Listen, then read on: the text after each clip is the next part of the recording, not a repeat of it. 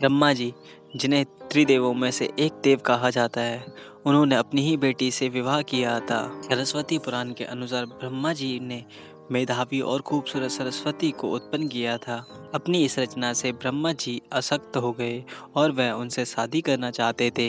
ये बात जान सरस्वती जी आकाश में छिप गईं, पर ब्रह्मा जी का एक मुख ऊपर की ओर भी था, जिसके चलते उन्होंने सरस्वती जी को ढूंढ लिया और उनसे विवाह कर लिया। अपनी ही बेटी से विवाह एक नैतिक अपराध होता है, जिसके चलते भगवान से ब्रह्मा जी पे बहुत ही क्रोधित हुए और उन्होंने क्रोध में ब्रह्मा जी के 5वें सिर को धड़ से अलग कर दिया। क्या आप जानते हैं कि ब्रह्मा जी की पूजा क्यों नहीं होती?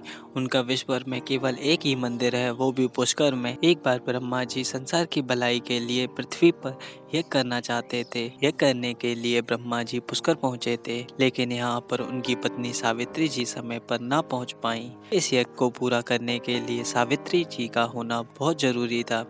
ऐसे में जब सावित्री जी नहीं आई तो उन्होंने गुर्जर समुदाय की एक कन्या गायत्री से विवाह कर लिया। इसके बाद विवाह शुरू कर दिया गया। इतने में ही देवी सावित्री जी वहां पहुंच गईं। जब उन्होंने गायत्री को ब्रह्मा जी के बगल में देखा तो वह क्रोधित हो गईं। सावित्री जी ने क्रोध में आकर ब्रह्मा जी को श्राप दिया कि वह देवता जरूर हैं, पर उनकी पूजा कभी भी नहीं की जाएगी। पर जब उनका गुस्सा ठंडा हुआ तो उन्होंने कहा कि इस धरती पर सिर्फ पुष्कर में ही आपकी पूजा होगी। तब से लेके आज तक ब्रह्मा जी की केवल पुष्कर में ही पूजा की जाती है और पुष्कर में ही ब्रह्मा जी का मंदिर है।